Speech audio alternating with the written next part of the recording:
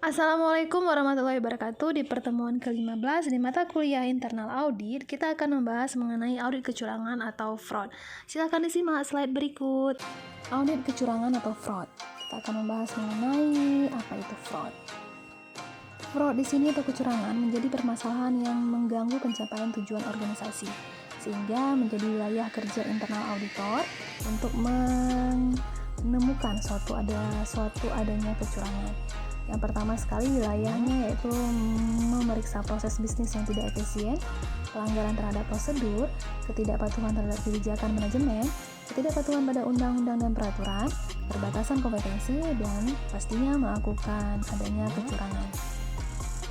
Apa itu fraud? Fraud di sini adalah tindakan ilegal yang memenuhi kepentingan pribadi atau kelompok, baik dalam bentuk penyalahgunaan wewenang, penyembunyian kebenaran, pemalsuan dokumen, maupun dalam bentuk pelanggaran kepercayaan. Untuk perencanaan audit fraud, pertanyaan-pertanyaan berikut ini dapat digunakan sebagai bahan acuan. Yang pertama, risiko kecurangan seperti apa yang perlu dimonitor oleh internal auditor secara periodik.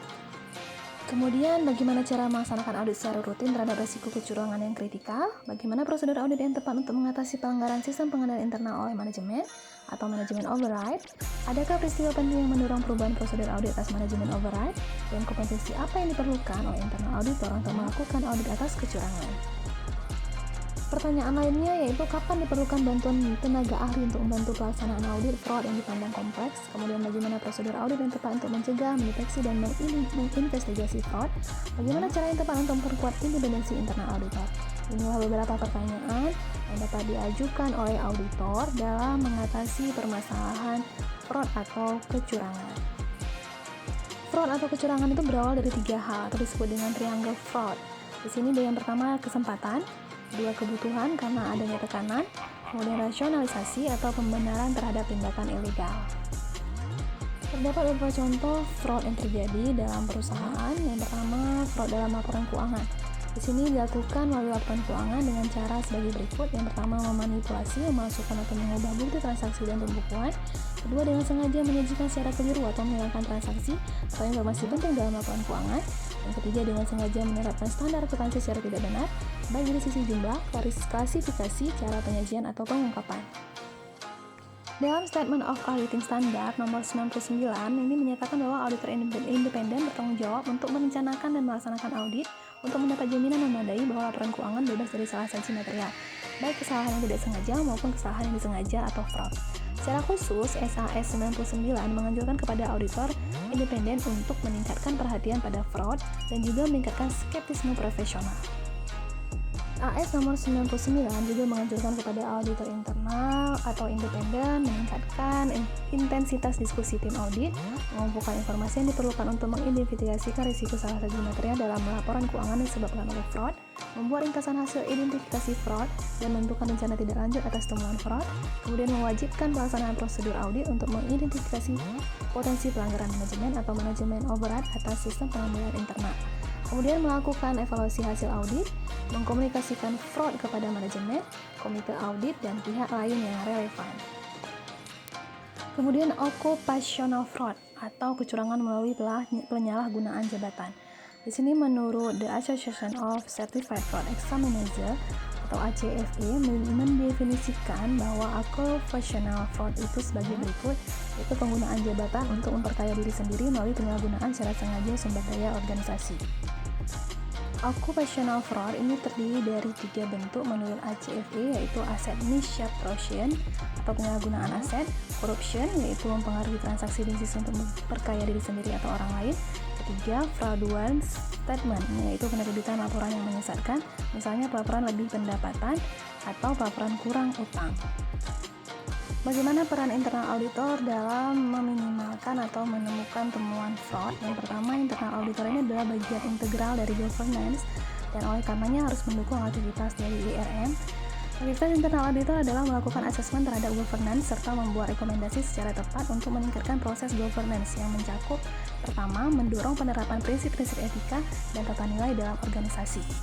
Aktivitas auditor internal lainnya yaitu memastikan efektivitas dan akuntabilitas kinerja manajemen, kemudian mengkomunikasikan secara efektif risiko dalam bidang-bidang kritikal organisasi serta SPI yang diperlukan untuk mengatasinya, kemudian meningkatkan kualitas komunikasi dalam organisasi, baik komunikasi internal organisasi maupun komunikasi eksternal organisasi.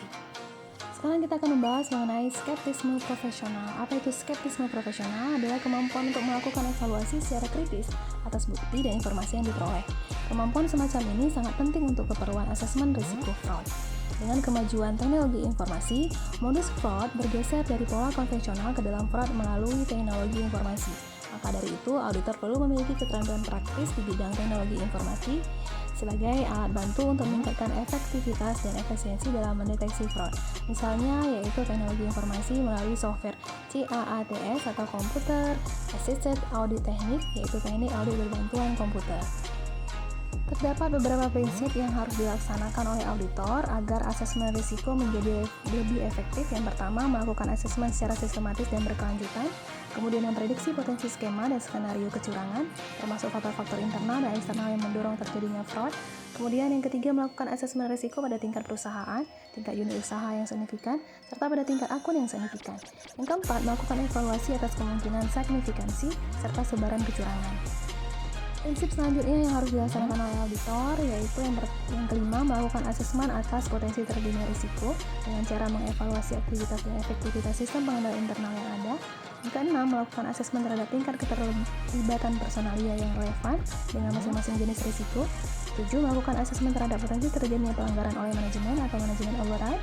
Yang ke-8, melakukan asesmen terhadap pemutakhiran sistem pengendalian fraud pada saat terjadi peristiwa khusus, misalnya pada saat merger, akuisisi, atau penggunaan sistem baru. Di slide ini kita bisa simak ilustrasi fraud, mendeteksi, dan cara mencegahnya. Yang pertama kita lihat bentuk dari ilustrasi fraud yang pertama yaitu pendapatan fiktif, penyembunyian utang dan beban, penilaian aset secara tidak tepat, pengungkapan atas laporan keuangan secara tidak tepat, dan pisah batas transaksi atau cut-off secara tidak tepat. Cara mendeteksi fraud tersebut yaitu dengan pertama analisis vertikal dan horizontal atas laporan keuangan, yaitu dengan membandingkan angka-angka laporan keuangan antar periode atau antar komponen pada periode yang sama. Kedua, analisis rasio termasuk pengujian cut-off transaksi serta prosedur analitis yang lain. Kemudian yang ketiga, review atas kepatuhan terhadap ketentuan pinjaman dan kesepakatan terhadap kreditur. Yang keempat, cara mendeteksinya yaitu dengan mereview atas kepatuhan terhadap ketentuan perpajakan, melakukan wawancara tertulis dengan manajemen tentang variasi tertentu dalam praktik bisnis, serta hal-hal lain yang perlu mendapatkan penjelasan tertentu. Kemudian melakukan analisis arus kas, termasuk konfirmasi bank, pelanggan, kemudian serta pemasok secara selektif. Kemudian yang terakhir, dalam industri yang diatur secara khusus, dilakukan review atas perubahan regulasi, atas industri atau atas perusahaan.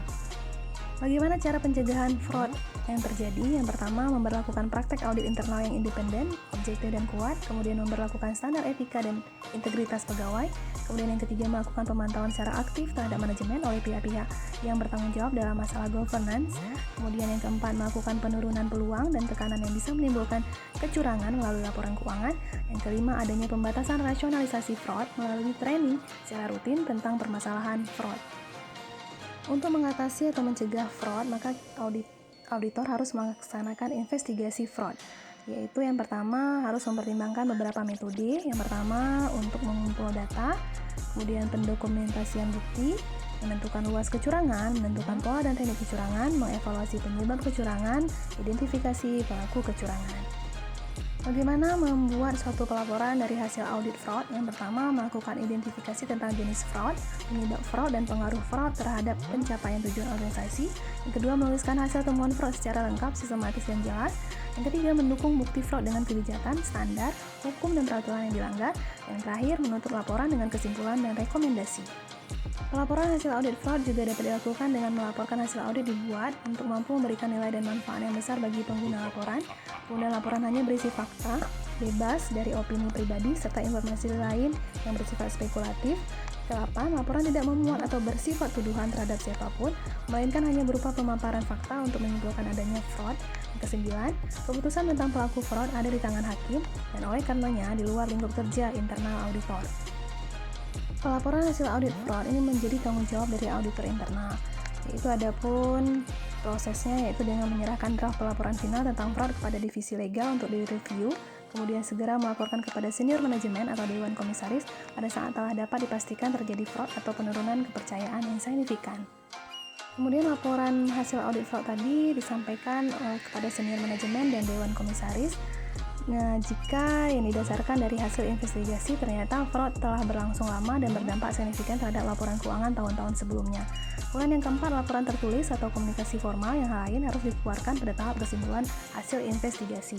Laporan di sini harus mencakup dasar pelaksanaan investigasi awal, jangka waktu investigasi, hasil observasi, kesimpulan penyesuaian, dan tindakan koreksi yang telah dilakukan untuk meningkatkan kualitas sistem pengendalian internal.